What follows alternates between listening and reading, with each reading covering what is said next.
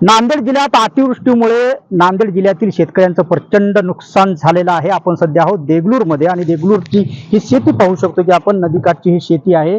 संपूर्ण शेती खरडून गेलेली आहे। संपूर्ण पीक जे आहे ते आडवं पडलेलं आहे। एकंदरीत नांदेड जिल्ह्यात सर्वच तालुक्यात अशा पद्धतीनं मोठ्या प्रमाणात नुकसान झालेलं आहे। सोयाबीन असेल, कापूस, तूर यासह इतर पिकं आणि फळबागांचं देखील मोठ्या प्रमाणात नुकसान झालेलं आहे।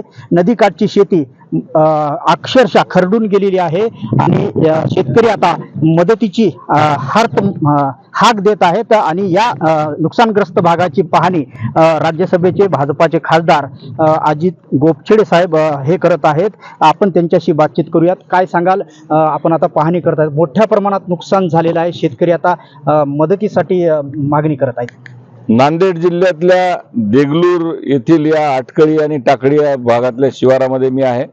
मुळात देगलूर, बिलोली, धर्माबाद, नायगाव हा जो परिसर आहे हा गोदाकाठचा परिसर आहे।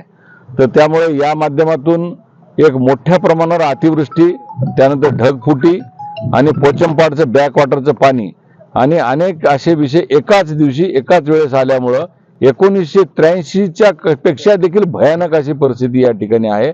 संपूर्ण जमीन खरडून गेलेली आहे, पिकाचं अतोनात नुकसान झालंय, फळबागांचं नुकसान झालंय, पशुधन जे आहे ते मोठ्या प्रमाणावर वाहून गेलेलं आहे, अनेक ठिकाणचे पुलं तुटलेले आहेत, रस्त्यांचा संपर्क तुटलेला आहे।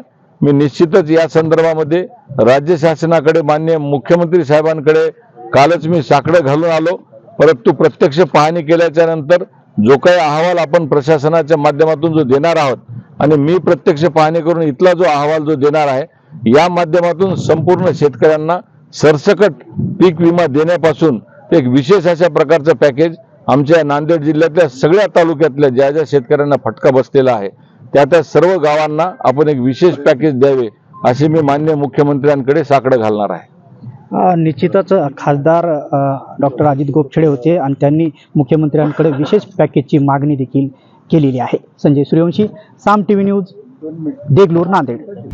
आता isakal.com आहे देशातील नंबर 1 ची मराठी न्यूज वेबसाईट। प्रत्येक अपडेटसाठी isakal.com ला नक्की भेट द्या।